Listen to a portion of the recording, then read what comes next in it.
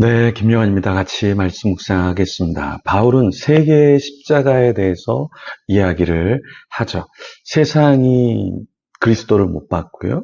그 세상에 대해서 바울도 세상을 못 받고 또 그 세상이 자신을 십자가에 못 박는 그 세 개의 십자가에 대해서 이야기를 합니다. 갈라디아서 6장 14절에 이렇게 고백을 하죠.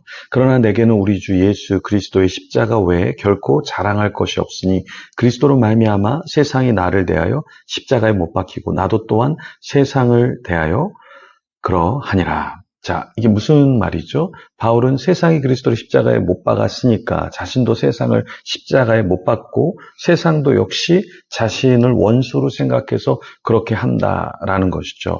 그러면 우리는 어떤가요? 우리가 세상에서 살고 또 세상 안에서 우리가 존재하는데요. 우리는 세상과 어떤 존재로 살아가고 있는가 우리 자신을 좀 돌아봐야 한다라는 것이죠. 오늘 본문 13절에 요한이 이렇게 이야기합니다. 형제들아 세상이 너희를 미워하여도 이상히 여기지 말라. 자, 바울처럼 요한은 우리가 세상에서 살 때 그리스도를 닮아가기 때문에 세상이 우리를 미워할 수밖에 없다라고 이야기합니다.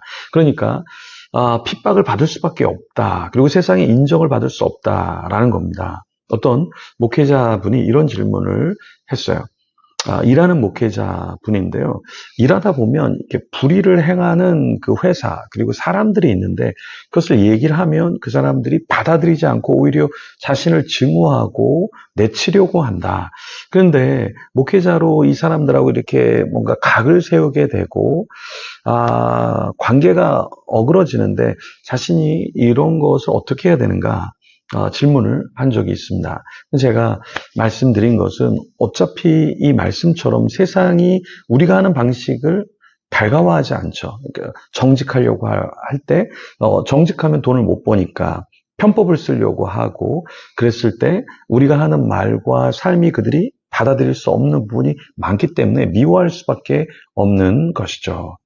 그런데 우리가 세상과 조금 다른 방법으로 사는 것은 또 무엇인가라고 했을 때 15절에 보면 그 형제를 미워하는 자마다 살인하는 자니 살인하는 자마다 영생이 그 속에 거하지 아니하는 것을 너희가 아는 바라. 그러니까 우리가 세상 안에서 그리스도인임을 드러낼 수 있는 것은 진리, 어떤 정직을 지키되 또 한 가지는 무엇이냐면 세상에 미워하는 사람처럼 그렇게 누군가를 뒤에서 욕하고 어떤 사람을 무너뜨리려고 하는 것이 아니라 그리스도를 닮아서 우리가 더 이해하고 품으려고 하는 모습이 우리에게 있어야 한다라는 것이죠.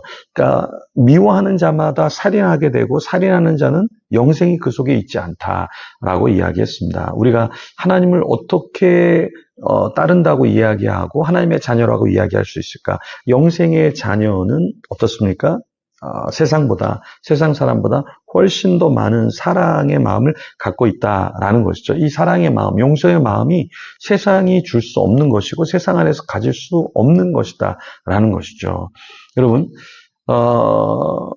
뱀이 물을 먹으면 뭐를 만들어낼까요? 물을 먹고 마시면서 독을 만들어내죠. 근데 소는 그 물을 마시면서 무엇을 만들까요? 우유를 만들어내겠죠. 세상 안에서 우리가 그리스도의 자녀로 살아간다는 것은 무엇이냐면 미움의 독이 아니라 사랑의 주님을 닮은 성품을 낸다라는 것입니다. 행함으로 우리가 어떠한 자인지를 드러내는 것이죠. 그래서 우리도 이 세상에서 살아갈 때 어떻게 살아가야 될까요? 요한은 18절에 이렇게 우리에게 권면하고 있습니다. 자녀들아 우리가 말과 혀로만 사랑하지 말고 행함과 진실함으로 하자. 요한 1서 우리가 사랑의 복음이라고도 이야기하는데 그 이유는 무엇이냐면 우리가 하나님의 자녀라면 가져야 할 열매가 있는데 그것이 무엇이냐? 사랑이라는 거죠. 그러니까 말과 혀로만 사랑하지 말고 행함과 진실함으로 하자라고 이야기를 하는 겁니다. 우리 공동체 안에 손승우 소장님이 계시죠. 그 손승우 소장님이 이단 사역합니다. 이단 사역하는데 소송 5건이 연루가 됐어요. 앞으로 더 많을 수도 있어요. 왜냐하면 이단들은 자기들에 대해서 이야기하면 싫잖아요. 그러니까 그 사람이 하지 못하도록 소송을 건단 말이에요. 근데 민사 같은 경우는 변호사 비용만 스타트가 1,000만 원 이상에서 시작을 하잖아요. 그러면 이게 한 번으로 끝나는 게 아니라 민사, 형사, 또 그 사람들이 항소하고 하면은 계속 법적인 싸움을 해야 돼요. 그 가운데서 생활비도 벌 수 없고 어려움인데 우리가 말과 혀로만 아유 손승우 수장님 수고하십니다 이렇게 말할 수는 없는 거죠. 우리도 같이 짐을 져야 되고 같이 기도하고 좀 위로해주고 맛있는 것도 사주고. 왜요? 이게 말로만 사랑하는 게 아니라 우리가 행함과 진실함으로 같이 사랑해야 한다라는 겁니다. 예를 들어서 반대로 여러분이 누군가에게 뭐 이단에게 고소를 당했어요. 그러면 여러분은 어떠한 걸 받기 원할까요? 기도받기 원하고 위로받기를 원하고 또 그 소송 비용이 필요하지 않을까요? 그래서 우리 공동체적으로 이런 걸 함께 해주어야 한다라는 것이죠. 우리가 어떤 자로 존재할까? 그것을 요한은 오늘 21절, 22절에 이렇게 이야기합니다. 사랑하는 자들아, 만일 우리 마음이 우리를 책망할 것이 없으면 하나님 앞에서 담대함을 얻고 먼저 책망할 것이 없게 해라. 그리고 22절 무엇이든지 구하는 바를 그에게서 받나니 이는 우리가 그의 계명을 지키고 그 앞에서 기뻐하는 것을 행함이라. 자, 또 우리가 어떤 존재가 되기를 원하냐면 무엇인지 구하는 바 그것을 받는 존재가 되기를 원한다. 그러니까 하나님 안에 있으면 하나님이 원하시는 것을 구하게 되고 내 욕심이 아니라 하나님의 나라를 위해서 열심히 하다 보면 얻게 되는 게 있다라는 것이죠. 사리사욕이 아니라 하나님의 나라의 확장을 위해서 함께 해주는 사람들이 있기 때문에 그렇죠. 야고보서 4장 3절은 이렇게 말합니다. 구하여도 받지 못함은 정욕으로 쓰려고 잘못 구하기 때문이라. 자, 구해도 받지 못하는 것은 정욕으로 쓰려고 하니까 받지 못한다라는 거죠.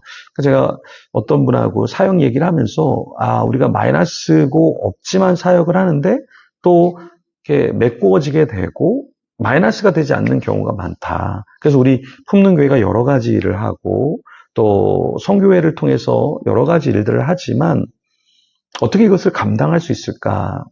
앞을 내다보면 깜깜한데 뒤를 돌아보면 늘 채워지는 역사가 있다라는 것이죠. 왜 채워질까요? 형제 사랑과 교회의 사랑, 그리고 이 시대를 사랑하는 마음이 있기 때문에 또 함께 해주는 천사들이 있기 때문에 그런 것 아닐까요? 우리도 마찬가지입니다.